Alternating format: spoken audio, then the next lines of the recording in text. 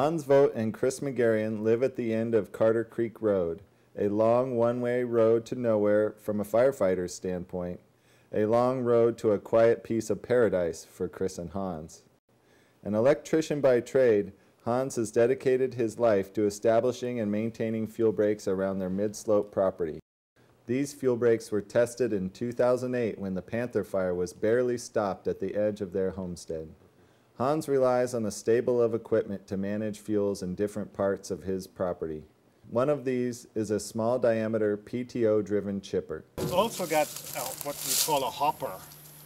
And you can put soft material in here like big chunks of bark and stuff like that.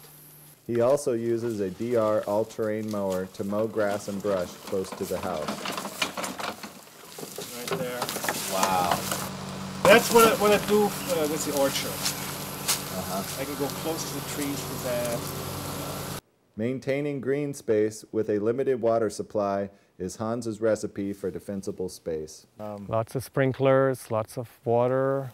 But you really don't have a lot of water here. 10 gallons a minute, and we have to ration sprinklers. Tell me about these sprinklers. I haven't seen those. Yeah, those sprinklers are very good for us because they're low flow. They're made in Israel. They are really designed for desert irrigation. But the workhorse of Hans's arsenal is his tractor mower. I can do the entire meadow, which has 3-foot tall grasses. But this mower is really good with that. It's a 5-foot mower. And you can also get brush with that. You can go through probably 3-inch of trees in there. In the forest, if you want to cut down brush. And so this allows you to treat this larger area outside the fence? And, yes, yes, beyond the fence. You also use it in the forest here? Yes, I do, yeah. This is just to demonstrate what it does. Yeah. This is really serious swamp grasses in here. And some of this meadow has other types of grasses that'll dry out way more than these swamp grasses. If you didn't mow this, would most of this turn into dry grass by the end of the summer? Yeah, a lot of it would. When we got the place first, it was so grown over, you couldn't walk through here, you couldn't look through here. It was like this was a huge mess of nothing but willows. Yeah. Totally impenetrable, really. Yeah. Hans used a combination of manual and mechanical fuel reduction initially to create the fuel break. I spent literally hundreds of days, piles, and keep adding to the piles, and day after day. I would probably tend to pile for 3-4 days, on and off, not all day long, but like at night, or a lot of night burning, lots of night burning. Like to midnight, and then come back in at 6 in the morning, chunk it in, you know, and then maybe cut more, and then drag it on later on, back on there, and so just keep it going, and then when one area was pretty much cleaned up,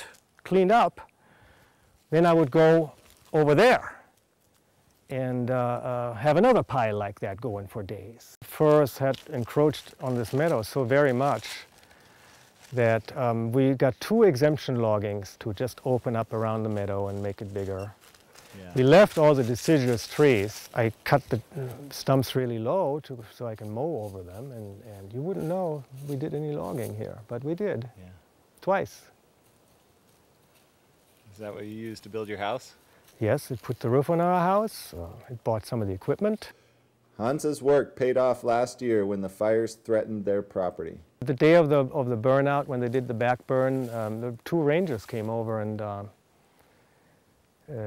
I guess they have to, by law, tell you to evacuate. So they came in, and we said, no, we don't. Not everybody tells us that it's a safe place, so we feel pretty good at staying here. So we stayed here, and it was okay. I would say I'm taking care of 5 acres with the mowing and the brushing and burning, or keeping things green inside the fenced area. Trying to keep it park-like around here, I guess, maybe. open spaces and irrigated areas. Of course, the hardest part of the job is eating the desserts folks invariably offer at the end of the interviews. This is a cobbler with fruit from our property, figs, cherries, and apples or pears or something like that. Teresa Hacking and her late husband Tony hosted the first volunteer prescribed burn day of the Orleans-Somes Bar Fire Safe Council in 2003.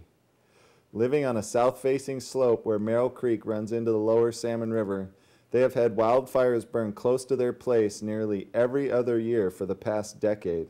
In 2001, the Salmon River Restoration Council came out. They brushed all of this, and up there you can't see, but they did it down towards the cliff, and then they worked all the way across. They also worked a little bit down below. Then the next spring, Tony and I did the little section over there, the corner, and